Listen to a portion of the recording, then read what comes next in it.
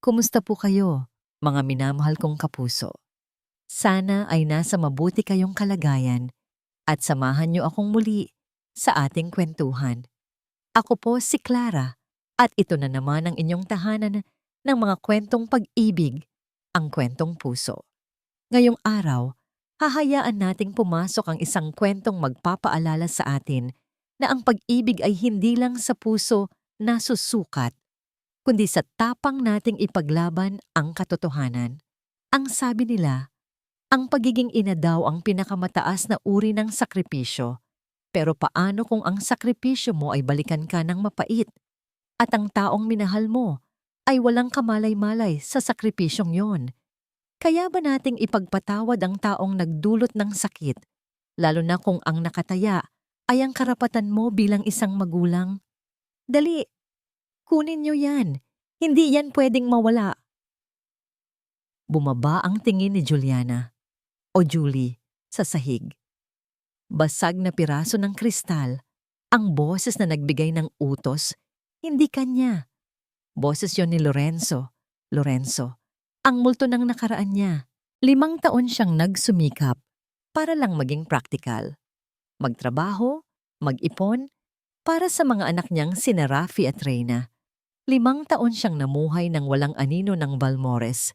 At heto siya, isang event server, nakatayo sa harap ng isang Balmores. Hindi lang basta Balmores, kundi si Lorenzo Balmores, ang lalaking biglang nawala. Lumingon si Lorenzo, ang kanyang mata, ang parehong itim, matatalas na mata, ay nagtama sa kanya, pero wala siyang nakitang pagkilala, ni isang spark ng alaala. Parang isang server lang siya sa paningin niya, isang extra. Kinuha niya ang basag na baso, ang ginaw. Okay ka lang, Julie? Tanong ni Mirasol. Tumango si Julie. Wala lang to. Doon niya nakita.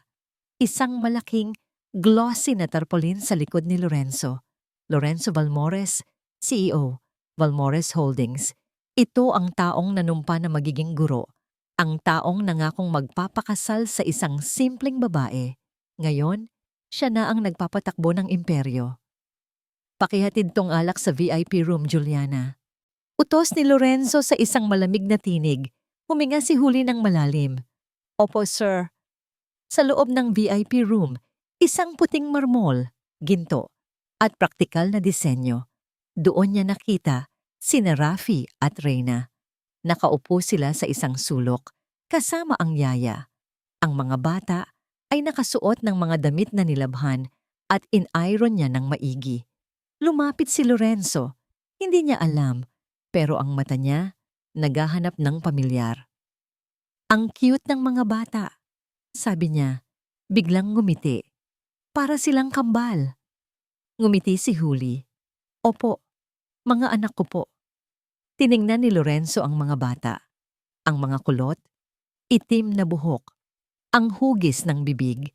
Pagkatapos, ang mata. Parehong itim, matatalas na mata. Parang kumuha ng oxygen si Lorenzo. Biglang uminit ang buong silid. Ilang taon na sila? Tanong niya. 5, sagot ni Julie. 6 years ago po. Hindi niya tinapos. Bumalik ang tingin ni Lorenzo kay Julie. Sa wakas, may pagkilala na sa mata niya. Hindi lang pagkilala. Sakit. Pagsisisi. Pero bago pa siya makapagsalita, pumasok si Amara Balmores, ang ate niya.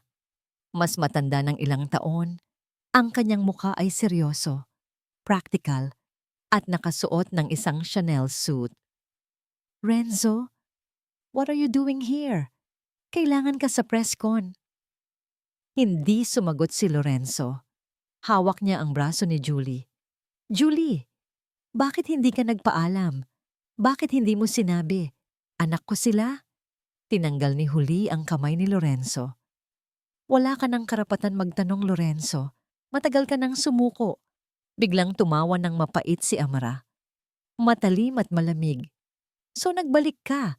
After all these years, babalik ka para mag-demand? Alam ko ang balita, Juliana. Don't play the victim role here. Napuno ng hiya ang mukha ni Julie. Wala kang utang na loob, sabi ni Amara.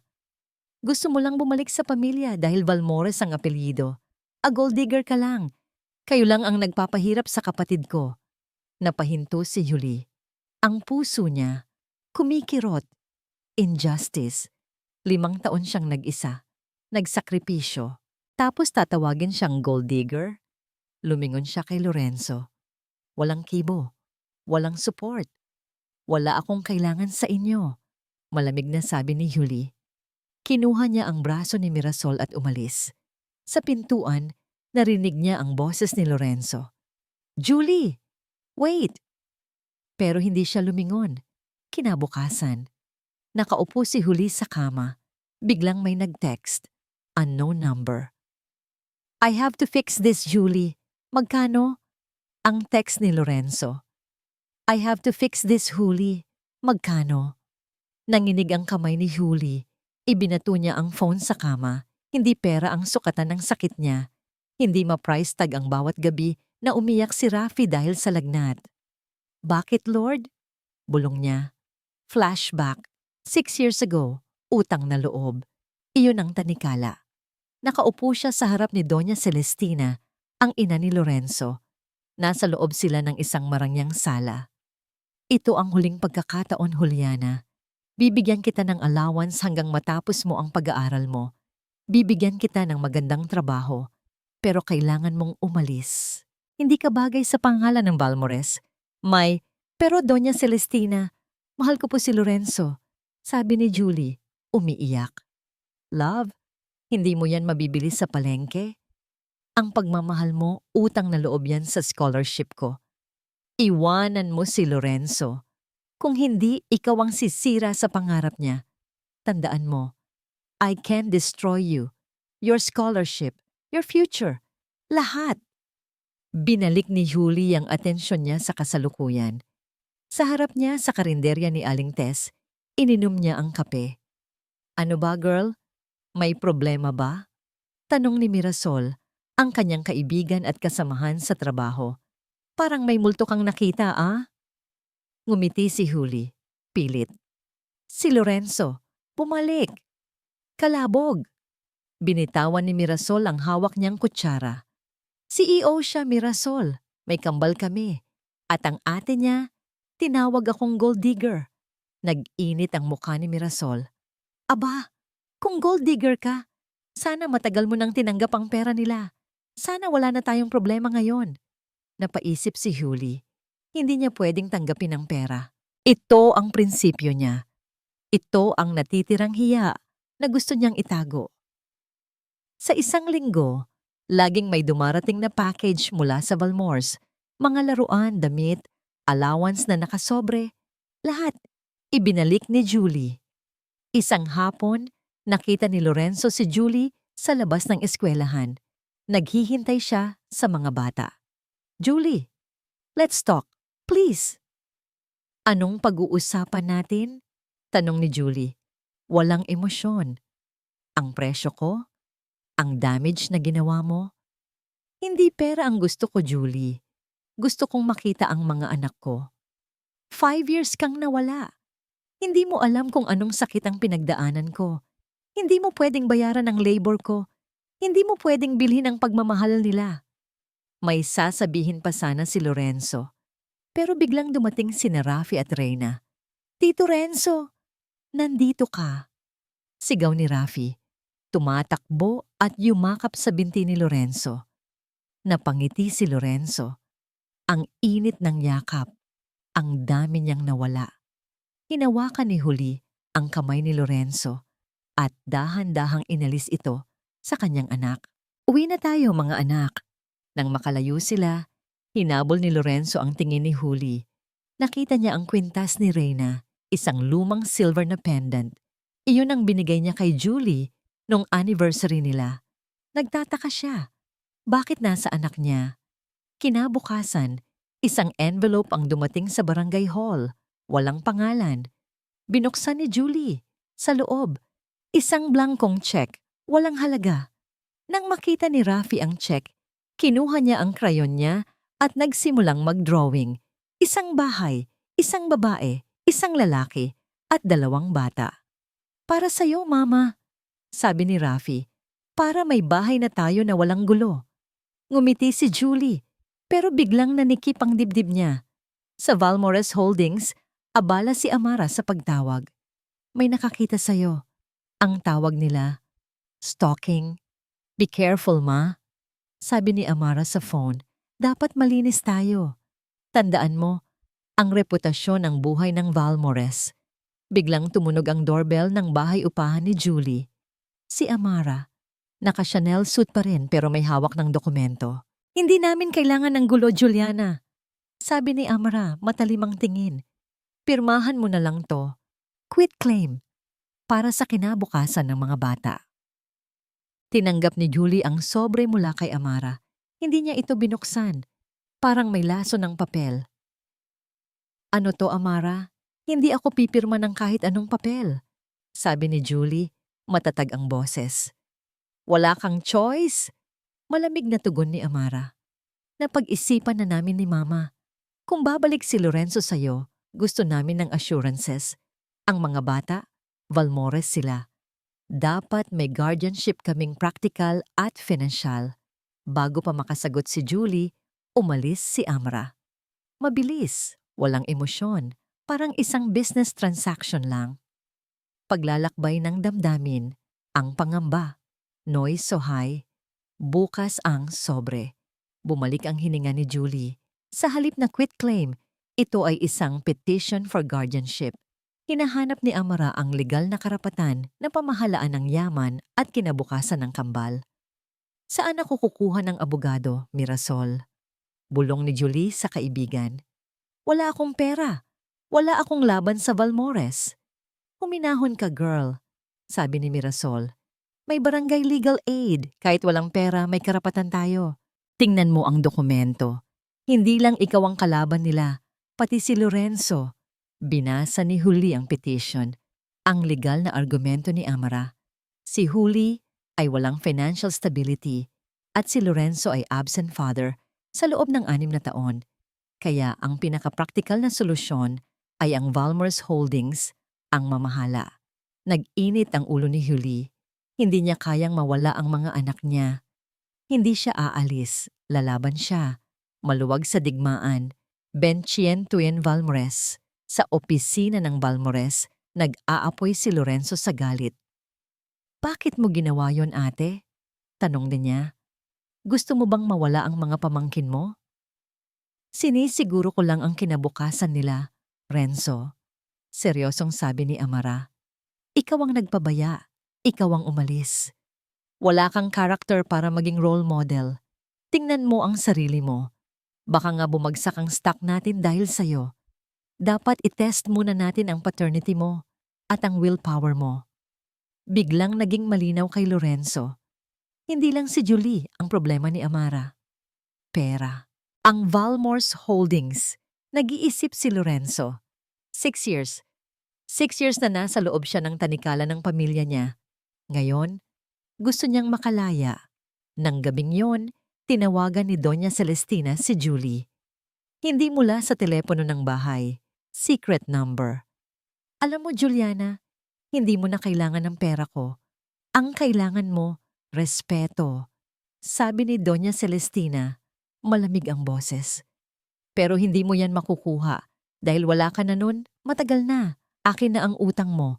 Huwag mo nang hintayin kunin ko pa ang mga apo ko sa'yo. Nagulat si Julie. Hindi na ito usapang pera. Sila na ang kalaban. Ipinakita ni Julie ang petition kay Lorenzo. Hindi siya nagsalita. Naghintay lang siya ng aksyon na pabuntong hininga si Lorenzo. Kailangan ko na silang harapin, Julie. Nagsimula si Lorenzo maghanap ng lumang gamit sa kanyang computer. Ang mga email, ang mga file. Nakita niya ang lumang email account na ginamit niya noong nag-aaral pa siya. May isang email na hindi niya nabasa mula sa kanyang lumang dorm room manager. Subject, your belongings. Urgent. Nasa spam folder. Biglang tumayo si Julie. Nagsimula siyang mag-impake ng mga gamit. Ang mga litrato. Ang mga damit. Pumasok si Lorenzo sa pinto. Nakita niya ang mga maleta. Aalis tayo, sabi ni Julie. Ayoko nang lumaban sa kanila. Hindi ko hahayaang maapektuhan pa ng pangalan ng Balmores ang mga anak ko. Hindi ko sila bibigay. Nakatayo si Lorenzo sa pintuan, tinitingnan ang mga maleta, mga damit ng mga bata, mga laruan. Ang mukha ni Huli, matigas, parang bato. Aalis tayo, ulit ni Huli. Hindi ko nahahayaang mangyari to. Hindi.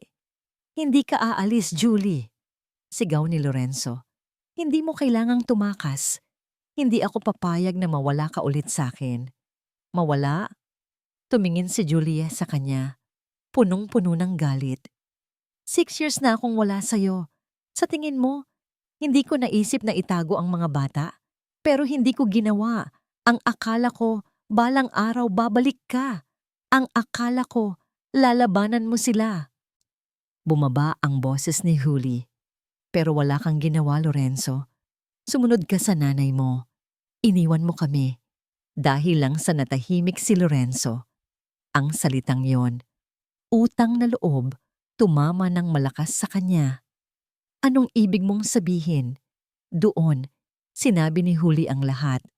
Ang pagpupumilit ni Doña Celestina, ang banta sa future niya, ang hiya na nadama niya, nang iwan niya si Lorenzo nang walang paalam, nang sa tingin niya ay ginagawa niya ito para sa kinabukasan ng lalaking mahal niya. Nang matapos si Julie, naupo si Lorenzo sa sahig, ang kanyang mukha, walang dugo, walang boses. 6 years ng pagsisisi, biglang naging puot. Kaya pala, bulong niya. Kaya pala hindi ka nagparamdam. Kaya pala, tinanggap mo ang deal niya. Tumayo si Lorenzo. Ang mata niya, parang apoy. Hindi na ako magpapayag. Tapos na ang kontrol nila sa buhay ko. Nakarating si Lorenzo sa Balmores Mansion. Hindi na siya naghintay sa security. Sumugod siya sa sala. Nakita niya si Doña Celestina. Kalmado, umiinom ng tsaa. Perfect. Bakit, ma? Tanong ni Lorenzo, halos pabulong sa lamig. Bakit mo ginawa yon kay Julie? Ginawa ko yon, anak, para sa'yo. Para sa kinabukasan mo. Hindi ka pwedeng magpakasal sa isang server. Hindi siya bagay sa pangalan ng Balmores. Inagaw mo ang pamilya ko, ma. Ginawa mo akong absent father sa loob ng 6 na taon. Biglang pumutok ang galit ni Lorenzo. Sinipa niya ang isang antique vase. Wala kang alam, Lorenzo. Matigas na sabi ni Celestina. Mas marami akong know-how sa buhay. Kaya ko yan. Magtiwala ka. Sinubukang hawakan ni Doña Celestina ang braso niya. Pero inalis ni Lorenzo. Naglakad siya paalis. Sa kanyang pag-alis, tinamaan niya ang isang kahoy na kahon. Box ng mga lumang alaala. Tumalsik ang laman. Mga sulat, mga litrato, at isang maliit na lumang USB drive. Dali-dali niya itong kinuha. Ito ang laman ng email sa spam folder. Napatingin si Lorenzo sa isang larawan. Larawan ng kasal ng mga magulang niya. Ang ngiti ng tatay niya, genuine. Naalala niya ang sinabi ng tatay niya noong bata pa siya. Mag-asawa ka, anak. Hindi dahil sa negosyo, kundi dahil sa pag-ibig. Ang puso ang mahalaga. Naramdaman ni Lorenzo ang bigat ng tungkulin at pagkakamali niya. Sinubukan ni Lorenzo i-play ang USB drive sa kanyang laptop. Nag-play ang boses ng isang abogado. Nag-uusap sila tungkol sa guardianship. Biglang may pumasok sa silid. Si Amara. Anong ginagawa mo, Renzo? Pinindot ni Lorenzo ang stop button. Nakita ni Amara ang USB drive. Amara, ibalik mo iyan. Utos ni Lorenzo. Pero kinuha ni Amara ang USB drive at tumakbo. Hindi ka magtatagumpay. Protecting the asset. Sigaw ni Amara. Amara, ibalik mo iyan. Ibalik mo ang ebidensya ng ginawa mo. Sigaw ni Lorenzo. Tumatakbo at hinahabol ang kanyang kapatid. Tumakbo si Lorenzo. Walang silbi. Masyadong mabilis si Amara. Hindi niya naabutan ng kapatid. Ang USB drive, ang ebidensya ng betrayal ni Doña Celestina, nawala. Napaupo si Lorenzo sa hagdanan. Lahat ng galit niya sa ina, ngayon ay napunta sa kapatid niya. Protecting the asset? Mas mahalaga pa ba ang pera kaysa sa katotohanan? Kinabukasan, emergency meeting ng Balmores Holdings. Nakatingin lahat ng board members kay Lorenzo. Sir, ano pong desisyon nyo sa bagong project? Tanong ng Chief Operating Officer. Tumingin si Lorenzo kay Amara. Nakaupo siya doon, malamig at calculated. Huminga si Lorenzo ng malalim. Ang boses niya, hindi na ang boses ng isang anak mayaman, kundi boses ng isang taong may purpose. Hindi ko na po yan problema, sabi ni Lorenzo. Nagulat ang lahat. Dahil, patuloy ni Lorenzo, I resign. I am publicly giving up my inheritance and my position in Valmore's Holdings. Tapos na ako sa inyo. Hindi gumalaw si Amara, pero ang mata niya, merong salamat at puot na magkasama. Renzo, hindi ka pwedeng umalis. Sigaw ng isang board member. Kailangan ko nang umalis. Tugon ni Lorenzo. May bago na akong pamilya na kailangan kong hapon. Sa maliit na eskinita ng Barangay San Roque, Taguig. Nasa harap si Lorenzo ng isang lumang, 2 palapag na bahay-upahan, katapat lang ng karinderya ni Aling Tess.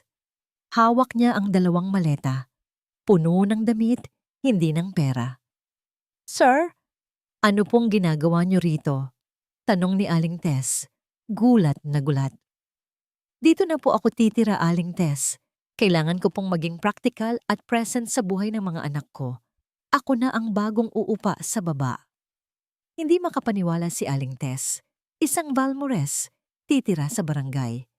Pumasok si Lorenzo sa unit. Walang aircon. Mainit. Ang kanyang branded na sapatos, may alikabok. Nahihiya siya. Hindi niya alam kung paano magsimula. Wala siyang experience sa pag-ayos ng bahay. Kuya, may experience ka ba sa electrical? Tanong niya sa isang kapitbahay. Ngumiti ang kapitbahay. Wala, sir. Pero bayanihan tayo rito. Tulungan mo ako magbubuhat. Tutulungan kita mag-ayos. Si Julie, nakatanaw mula sa bintana ng karinderya. Nakita niya si Lorenzo. Pawisan. Nagpapalit ng bumbilya. Hindi siya nakakita ng CEO. Nakakita siya ng isang ama. Nang gabing yon, nagluto si Huli ng simpleng sinigang. Hindi alam ni Huli. May isang silid sa malaking bahay ng Balmores ang madalas puntahan ni Doña Celestina. Tahimik siyang umupo sa loob. Sa dingding, may isang lumang litrato ni Lorenzo at ng kanyang namayapang asawa, ang ama ni Lorenzo. Tahimik siyang umiiyak. Mayroon siyang regret. Hindi na ako nagtagumpay sa paghawak sa iyo, anak. Pero may isa pa akong dapat gawin bago maging huli ang lahat. May tinawagan si Doña Celestina, hindi si Amara, hindi rin si Lorenzo. Attorney, gusto kong gumawa ng isang secret trust fund para lang sa mga apo ko. Hindi sa pangalan ng Balmores Holdings. Wala dapat makakaalam, lalo na si Amara. Kinabukasan, sa barangay court, nakatayo si Julie, katabi niya si Lorenzo. Magkasama sila bilang isang front. Binasa ng abogado ni Amara ang kanyang motion. Hindi lang ang financial stability ni Juliana ang issue, pati ang ama, si Lorenzo Valmores. 6 years siyang absent. Ang kanyang napalingon si Lorenzo. Ito na ang pinakamalaking hamon. Nasa loob sila ng maliit, mainit na barangay court. Amoy pawis at luma. Malayo sa air-conditioned na boardroom ng Valmores, tinitingnan ni Lorenzo si Julie. Ang kanyang mga mata ay nagsasabing, "Dito ako, Julie, hindi na ako aalis." Ang abogado ni Amara, Mr. Dela Cruz, ay patuloy sa kanyang argumento. Your Honor, ang practical solution dito ay ang Valmores Holdings. Si Miss Morales ay isang server. Walang insurance, walang security. Ang mga bata, deserve nila ang future na hindi lang nakasalalay sa sweldo petsa. Ang Valmores ay may resources para sa kanilang guardianship.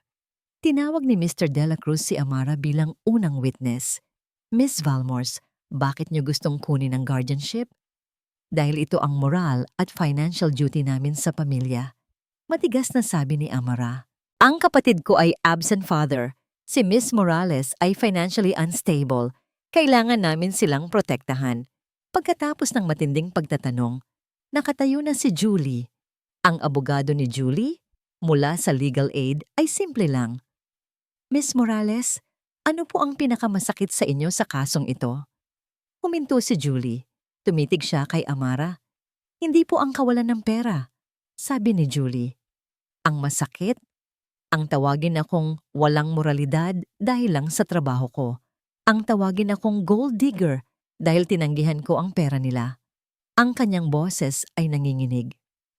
Ang mga bata po, hindi ko sila tinuruan na tumingin sa nagpalakpakan ang mga tao sa likod, mga kapitbahay ni Julie at Mirasol.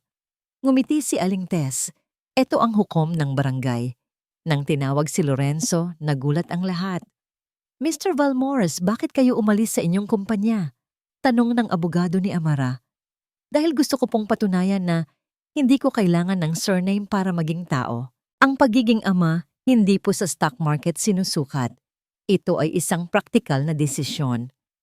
Anong praktikal sa pagkawala ng milyon-milyon, Mr. Valmores? Ang praktikal po, ang maayos ang buhay ng mga anak ko. Kung kailangan kong maging carpenter para sa kanila, gagawin ko.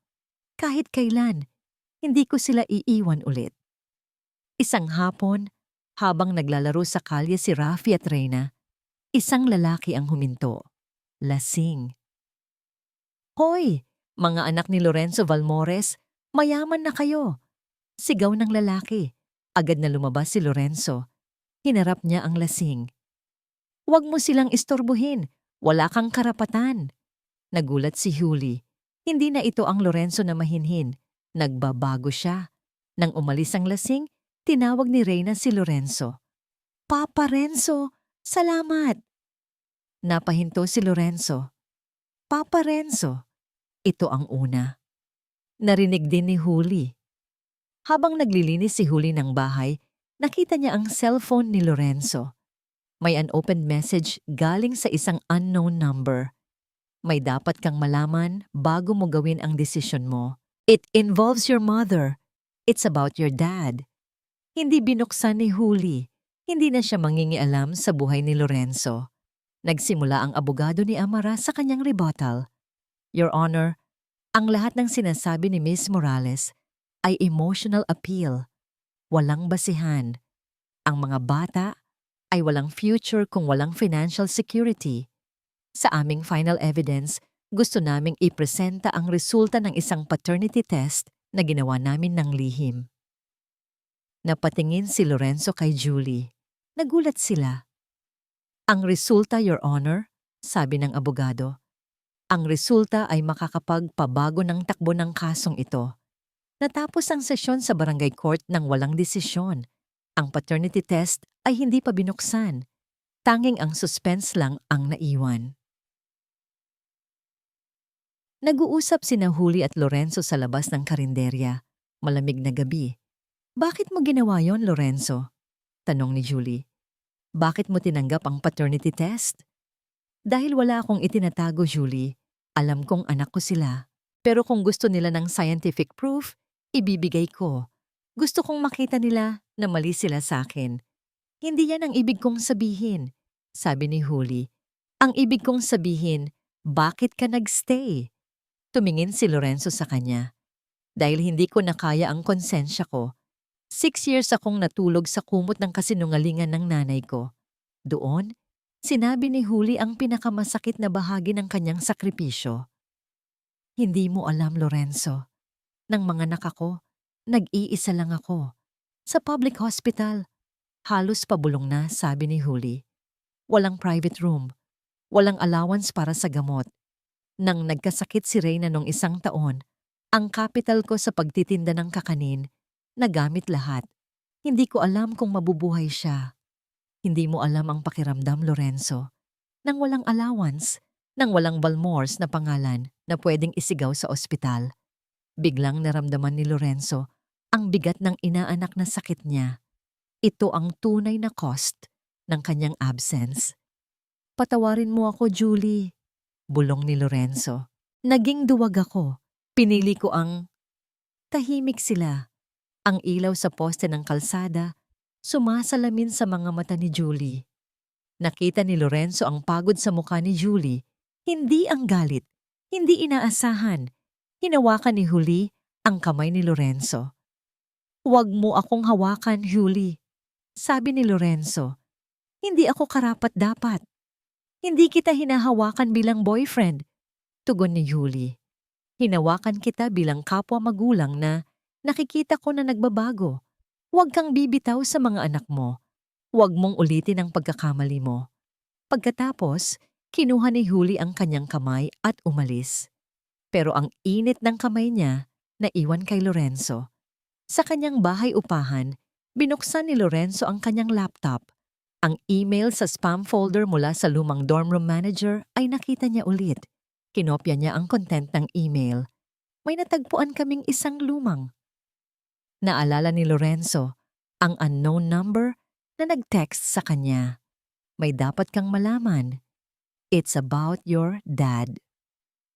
Nag-aalala siya. Ano ang koneksyon ng envelope at ng kanyang yumaong ama? Biglang may katok sa pinto. Si Amara. May hawak siyang isang bagong kontrata. "Kahit umalis ka pa sa barangay na yan, hindi mo mababago ang desisyon ng korte," sabi ni Amara. "Mag-settle na tayo, Renzo. Para sa mga bata, kung hindi ka aalis sa barangay, ibibigay ko ang half ng trust fund ni Mama. Practical offer." Napahinto si Lorenzo. "Ang trust fund? Hindi ko alam yan. Sinabi ba ni Mama yan sa'yo?" "Ang trust fund? Hindi ko alam yan. Sinabi ba ni Mama yan sa'yo?" Tanong ni Lorenzo. Seryoso. "Hindi mo kailangang malaman," tugon ni Amara. Ngiti niya'y matalim. "Ito ang huling pagkakataon, Renzo. Sumunod ka sa akin. Babayaran ko ang legal fees ni Julie, bibigyan ko siya ng lump sum, at aalis tayo sa guardianship issue. Bawiin mo na ang lahat ng sinabi mo sa korte. Practical solution." "Hindi ko kailangan ng pera mo, ate, at hindi ako bibili ng kalayaan sa mga anak ko." Umalis si Amara. Galit, pero may ngiti sa mga labi niya. Alam niyang may masamang mangyayari sa korte. Kinabukasan, final hearing sa barangay court para sa initial ruling. Ang abogado ni Amara, Mr. Dela Cruz, ay muling nagbigay ng argumento. "Your Honor, ang pag-alis ni Mr. Valmores sa holdings ay isang irresponsible action. Hindi siya stable, at ang pagtira sa barangay, social degradation lang yan. Ito ang patunay na wala siyang willpower na ipaglaban ang mga anak niya."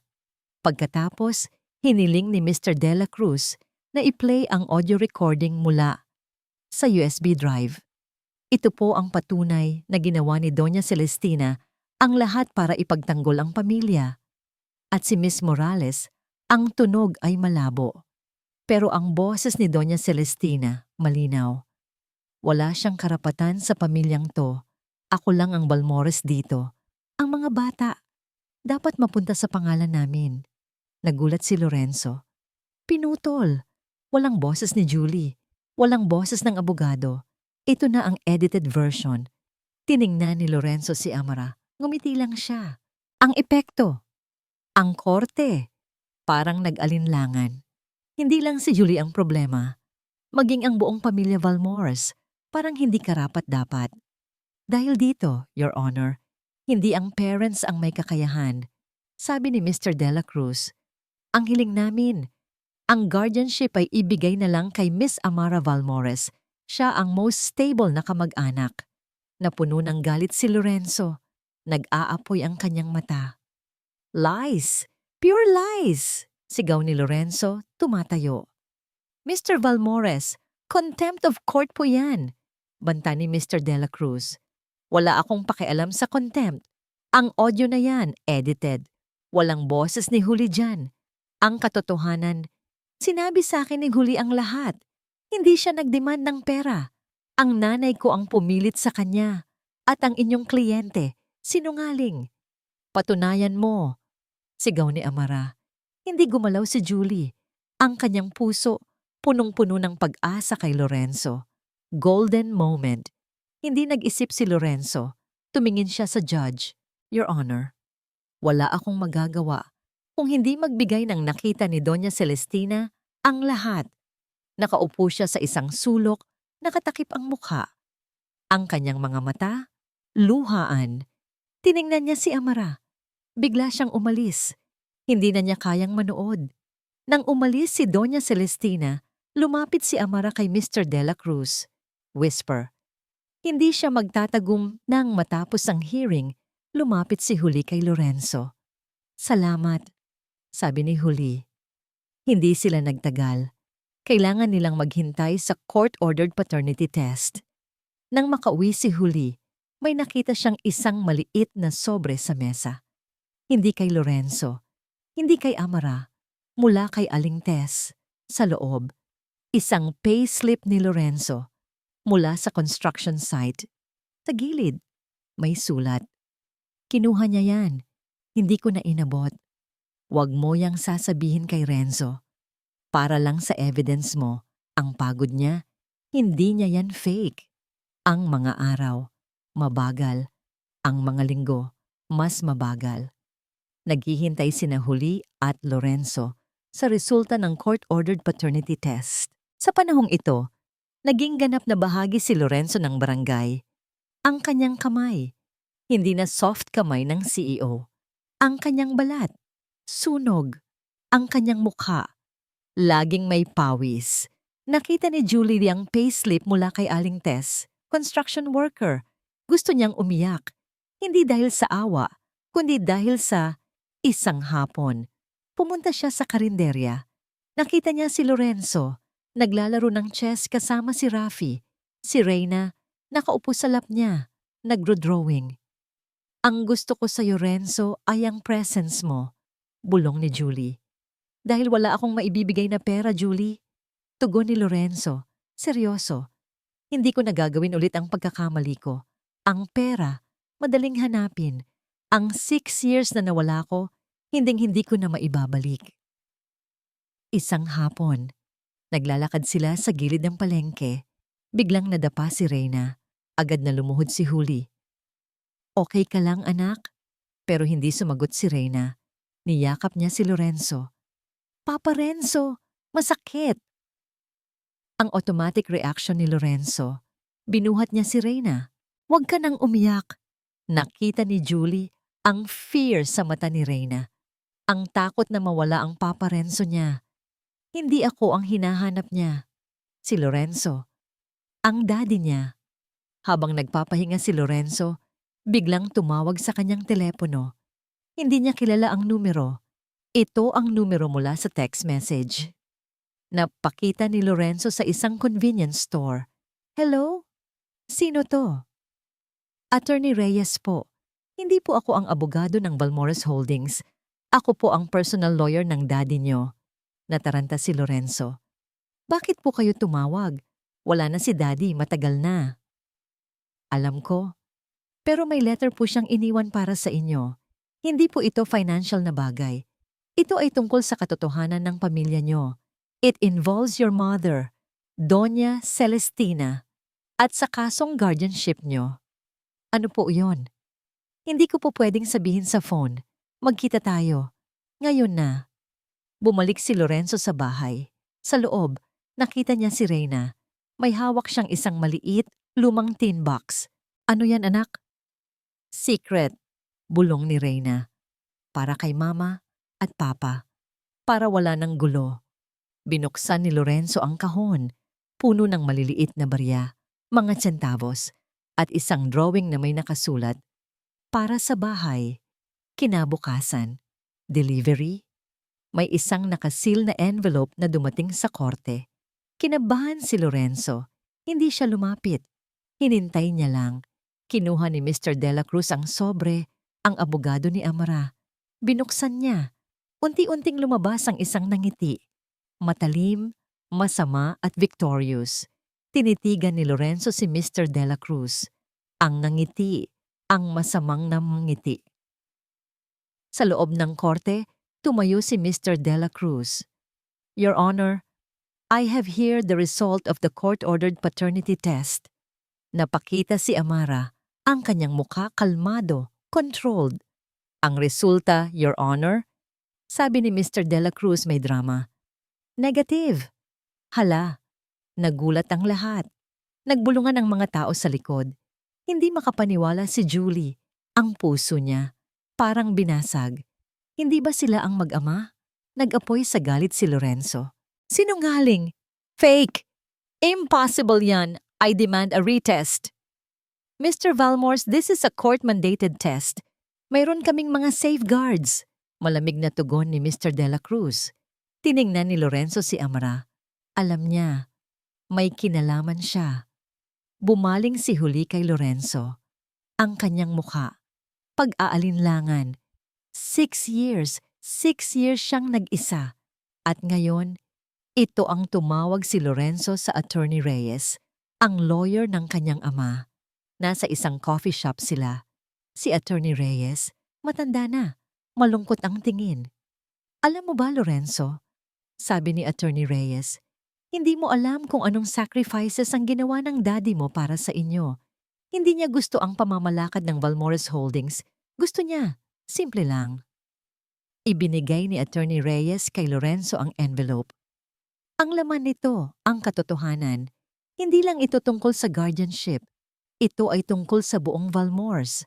Ang death ng daddy mo, may kinalaman si Doña Celestina. Doon, sinabi ni Attorney Reyes ang lahat. Ang financial scandal na tinago ni Doña Celestina para protektahan ang pangalan. Ang pag-iwas ng kanyang ama sa scandal. Ang letter ng kanyang ama na sinasabing umalis si Doña Celestina sa buhay niya. Lumuha si Lorenzo, ang kanyang ina. Hindi lang manipulative sa pag-ibig, kriminal pa sa negosyo. Bumalik si Lorenzo sa barangay. Nakita niya si Julie. May hawak siyang isang maliit na tin box, ang ipon ng mga bata. Anong ginagawa mo? Tanong ni Lorenzo. Aalis na kami, sabi ni Julie. Hindi ko na maintindihan. Kung negative ang DNA test, baka tama sila. Baka wala ka talagang karapatan. Ayoko nang lumaban sa lies. Hindi ka aalis, sigaw ni Lorenzo. Kinuha niya ang kamay ni Julie. Hindi mahalaga ang DNA test, Julie. Ang mahalaga, ikaw at ako. Tayo ang nagpalaki sa kanila. Hindi ang Valmores. Ito ang huling laban ko. Hindi para sa ipinakita ni Lorenzo kay Julie ang sulat ng kanyang ama. Ang last card niya. Ang ultimate sacrifice niya. Ilabas ang katotohanan tungkol sa Valmores. Kahit masira ang pangalan nila. Tiningnan ni Julie ang sulat. Tears, ngiti. Bakit mo to ginagawa, Lorenzo? Dahil gusto ko pong makita mo na, I am a man of action now. Hindi na ako ang duwag na umalis. Kahit mawala ang lahat sa akin, kasama ang apelyido, gusto ko lang makasama kayo. Kinabukasan, sa korte, tumayo si Lorenzo. Tinitigan niya si Amara. Your Honor, I have here a final evidence. Ang katotohanan ng pamilya Valmores, hindi lang ito tungkol sa guardianship. Ito ay tungkol sa corruption, tungkol sa lies. Nagulantang si Amara. Ano yan, Renzo? Huwag mong gawin yan. Binuksan ni Lorenzo ang envelope. Ito po ang huling baraha ko, Your Honor. At ito ang magsasabi kung sino ang nasa kalagitnaan ng barangay court. Tahimik ang lahat. Ang hininga ni Amara, mabilis. Your Honor, ang ebidensya na ito, sabi ni Lorenzo, ay hindi lang tungkol sa guardianship. Ito ay sulat ng aking ama na nagpapatunay na ang death niya ay may kinalaman sa mga financial decisions ng Valmores Holdings. Decisions na tinakpan ng nanay ko para protektahan ang reputasyon.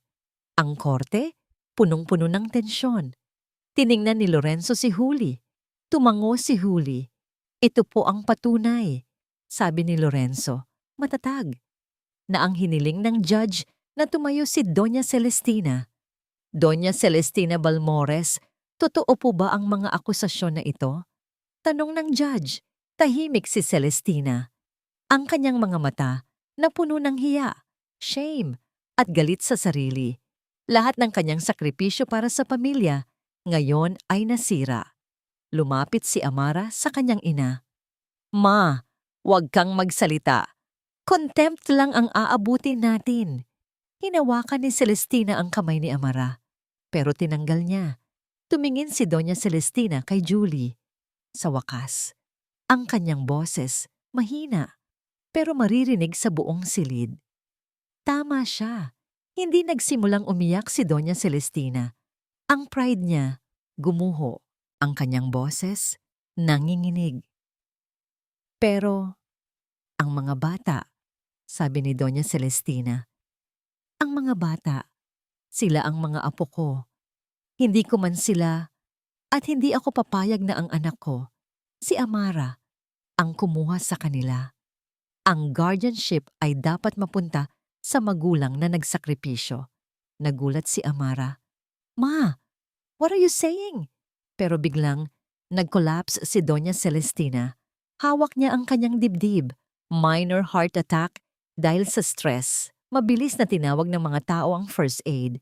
Habang inilalabas si Celestina, tiningnan niya si Julie, hindi ang abogado ni Amara. Si Mr. De La Cruz ay naiwan. Walang ebidensya, walang client support. Your Honor, I move for dismissal of the petition. Sabi ni Mr. De La Cruz, defeated. Kinabukasan. Tiningnan ni Julie ang sulat ng ama ni Lorenzo. Juliana, sa oras na nabasa mo ito, I hope you found the truth. Walang masama sa pagiging simple, walang masama sa pagiging ikaw. Ikaw ang kailangan ni Lorenzo. At ang mga apo ko, ingatan mo sila. Tahimik ang lahat. Ang dismissal ng petition for guardianship ay tinanggap na. Panalo sina Julie at Lorenzo. Tumingin si Julie sa judge. Your Honor, may gusto lang po akong sabihin, sabi ni Julie. Pinayagan siya. Tiningnan ni Julie si Amara. Nakayuko ang kanyang ulo. Hindi po ako humihingi ng pera o apelyido, sabi ni Julie, matatagang boses. Hindi po ako humihingi ng respeto dahil sa financial stability ko. Ang hinihiling ko lang po, ang karapatan na maging ina.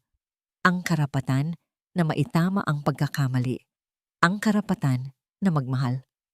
Tiningnan niya si Amara. Ang nang marinig iyon ni Amara, umalis siya. Walang boses. Bumaba ang kanyang balikat. Hindi dahil sa pagkatalo, kundi dahil sa hiya. Shame. Sa harap ng publiko. Ang judge, sa wakas, ay nagbigay ng kanyang final remark. The children are best placed under the sole parental authority of Miss Juliana Morales, with full visitation rights to Mr. Lorenzo Valmores. Ang kasong ito ay tungkol sa nagapir, sina Julie at Lorenzo. Ngumiti sila. Isang nangiti ng kalayaan. Lumapit si Mirasol.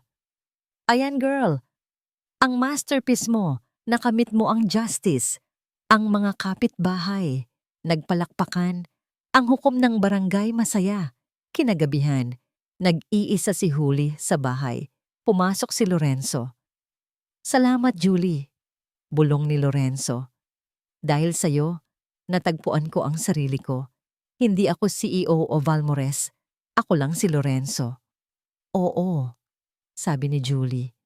Pero hindi mo pwedeng bilhin ang pagmamahal ko, Lorenzo. At hindi ko pwedeng ipagpatawad ang lahat agad-agad. Huminga si Julie ng malalim.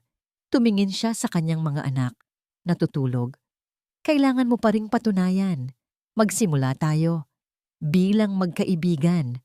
Walang Valmores. Walang past. Simulan mo akong ligawan ulit, Lorenzo. Nakatanggap ng isang letter si Julie mula sa hospital. Mula kay Doña Celestina. Ang laman. Hindi, may dugo ng Valmores sa mga batang yan. Ingatan mo sila. Huwag mong ulitin ang pagkakamali ko. Kinabukasan. Gumising sina Rafi at Reyna. Nakita nila si Lorenzo at Julie. Nag-aayos ng bahay. Sabay. Nilapitan ni Rafi si Lorenzo. Papa Renzo, aalis ka pa ba? Tanong ni Rafi. Yumakap si Lorenzo sa kanya. Hindi na anak. Hindi na aalis si Papa Renzo. Nandito na kami. Para sa inyo. Nakangiti si Julie. Ang pag-ibig, bumalik. Hindi sa isang romantic way, kundi sa isang pamilya na lumaban at nagtagumpay. 6 na buwan ang nakalipas ang Barangay San Roque, ang araw-araw na buhay, maingay, puno ng tawanan ng mga bata at puno ng pag-asa si Amara Valmores. Siya ay nanatiling tahimik. Ang financial scandal na tinago ni Celestina ay sumabog. Hindi na siya CEO, kundi financial consultant na lang sa Valmores, na ngayon ay pinapatakbo ng mga independent board members. Ang pride niya nasira. Si Doña Celestina nasa bahay, silent, pero hindi na siya nanghihimasok. Tinanggap niya ang hiya, shame, na dala ng kanyang pagpapakialam. Si Lorenzo, wala na siyang expensive suits. Naging consultant siya sa isang barangay-based livelihood project. Ang kanyang sweldo, praktikal lang, sapat lang. Papa Renzo, akyat tayo, sigaw ni Reyna. Si Julie, nakangiti. Nakita niya ang bawat araw na nagbago si Lorenzo. Walang money, pero may presence. Isang gabi, nag-iisa si Julie at Lorenzo. Alam mo, Lorenzo, sabi ni Julie, mas madali palang maging nanay at tatay kaysa maging dahil ito ang praktikal na pag-ibig, Julie, tugon ni Lorenzo. Ang pag-ibig na walang pressure, ang pag-ibig na pinili natin, hindi pinilit ng circumstances. Binasa ni Julie ang sulat ni Celestina. May dugo ng Valmores sa mga batang yan. Ingatan mo sila. Huwag mong ulitin ang pagkakamali ko. Nag-init ang mga mata ni Julie. Ito ang pag-amin ni Celestina, hindi apology, kundi pag-accept. Tinawagan ni Julie si Celestina. Salamat po, Doña Celestina. Aalagaan ko po sila. Hindi sumagot si Celestina, pero narinig ni Julie ang isang pabuntong hininga. Isang paghinga nang nakita ni Julie ang isang luma, pilak na kwintas sa mesa. Ang kwintas na binigay ni Lorenzo sa kanya, iyon ang kwintas ni Reyna. Bakit mo hinubad ang kwintas ni Reyna? Tanong ni Julie. Inayos ko lang, sabi ni Lorenzo. Symbolic yan, Julie. Ang pag-ibig natin nasira, pero pwede pa ring ayusin. Kinagabihan, nagluto si Julie ng simple na hapunan. Nakatayo si Lorenzo sa harap ni Julie. May hawak siyang isang maliit na bulaklak mula sa gilid ng kalye. Hindi rose, kundi Juliana Morales, sabi ni Lorenzo. Naglilinis ako ng bahay araw-araw. Naghahanap buhay ako. Naglalaro ako sa mga anak ko. Hinaharap ko ang nanay ko. Ang tanong ko, enough na ba ang ginawa ko para makasama ka ulit? Can I court you? Officially?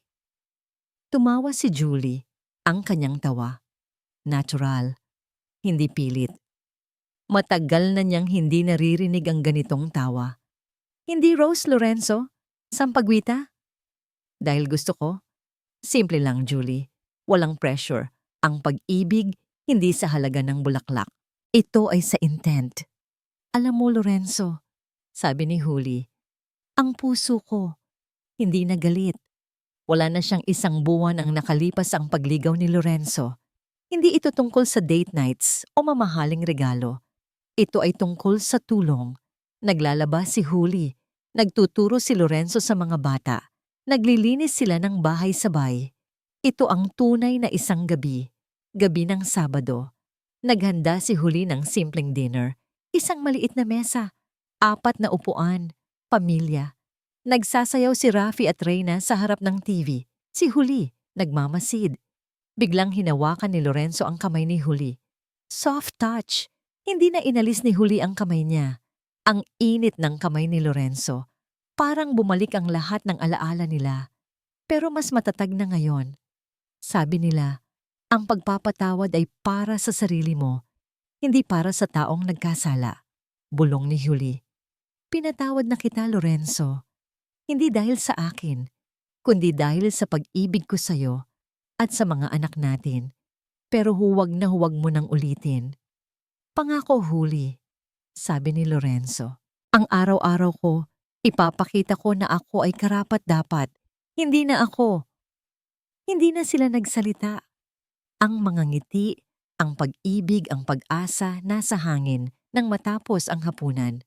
Nakita ni Julie ang isang envelope sa ilalim ng sampagitan ni Lorenzo. Ang laman, isang hindi ito malaking bahay. Maliit lang. Pero kanila. Hindi ko ito ginawa para sa pera, Julie. Ginawa ko ito para sa security. Para may sarili na tayong tahanan na walang anino ng Valmores. Niyakap ni Julie si Lorenzo. Mahigpit. Ang yakap na naghihintay ng 6 years. Salamat, Lorenzo. Umiiyak si Julie. Salamat sa practical sacrifice mo. Biglang lumapit si Rafi at Reyna. Nakita nila ang pagyakap ng kanilang mga magulang.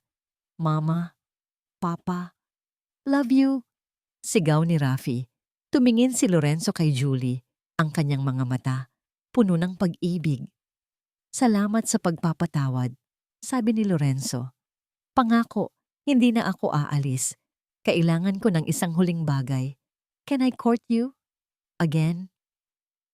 Ngumiti si Julie. Yes, Papa Renzo. 1 taon ang nakalipas ang bahay upahan. Ngayon ay bahay nila. Masikip, pero puno ng ilaw. Puno ng pagmamahalan. Hindi sila nagpakasal sa isang malaking Valmores wedding.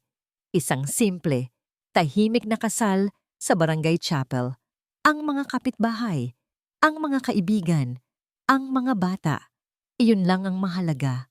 Nakatayo si Julie sa harap ng salamin. Suot niya ang isang simpleng puting damit. Ang bridal gown niya. Pumasok si Lorenzo. Hindi na siya nagsusuot ng suit. Isang barong Tagalog lang. Ang ganda mo, Mrs. Bulong ni Lorenzo. Hindi ko kailanman inisip na darating ang araw na ito. Tugon ni Julie. Sa loob ng 6 na taon, ang galit ang nagpapatatag sa akin, pero ang pagpapatawad ang nagpalaya sa akin. Salamat, sabi ni Lorenzo. Ang pinakamalaking pagpapatawad ay hindi ang pagtanggap kay Lorenzo bilang asawa. Ito ay ang pagtanggap sa kanya bilang si Lorenzo at Julie. Magkasama sila sa isang NGO na nagbibigay ng legal aid at livelihood training sa mga single mother. Si Lorenzo ginamit ang business knowledge niya para tulungan ang mga nanay. Si Julie ginamit ang puso niya. Isang hapon, binisita nila si Doña Celestina sa mansyon. Walang galit, walang drama. Tiningnan ni Celestina ang mga apo niya. Walang hawak. Hindi na siya nanghihimasok. Masaya ako para sa inyo, sabi ni Celestina. Ang pag-ibig niyo iba. Iba sa pag-ibig na alam ko. Ingatan niyo yan. Mas mahalaga pa yan kaysa sa Valmores Holdings. Nahanap nila ang kapayapaan, hindi sa paglayo sa Valmores, kundi sa pagtanggap sa kinagabihan. Sa labas ng kanilang maliit na bahay, umuulan. Hawak ni Lorenzo ang kamay ni Julie. Ang sabi nila, kapag may love, my way, sabi ni Julie. Pero hindi totoo, Lorenzo. Kapag may desisyon, my way. Ang pag-ibig, hindi lang feeling. Ito ay desisyon.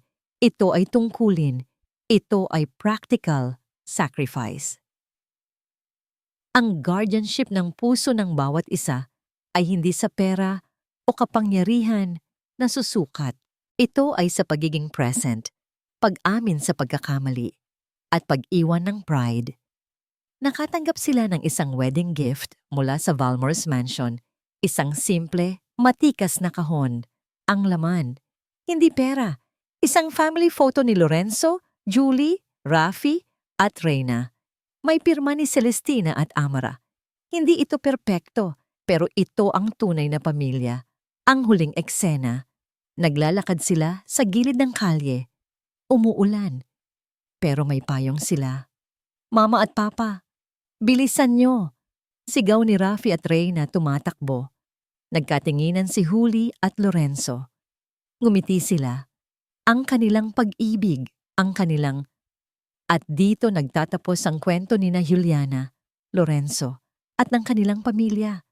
Isang landas na pinuno ng pagpapatawad at pag-asa. Maraming salamat, mga minamahal naming kapuso, sa inyong matiyagang pagsama sa amin sa bawat kabanata ng tanikala ng tungkulin. Sa totoo lang, may mga sandali na napakahirap isulat ang kwentong ito, lalo na ang mga eksena kung saan tinalikuran si Julie at nang tawagin siyang gold digger sa karinderya. Parang nasasaktan din ang puso ng sumulat. Naramdaman namin ang bigat ng bawat sakripisyo at ang hiya na nadama ni Julie.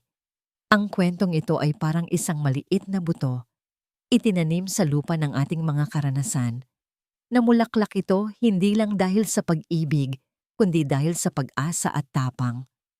Ang pinakamalaking aral ay ang kapangyarihan ng pagpapatawad.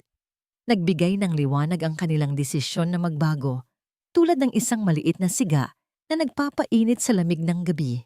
Ngayon, itatanong namin sa inyo, pag-ibig ba talaga ang nagligtas kina Julie at Lorenzo? O ang simpleng desisyon nilang magpatawad at magbago?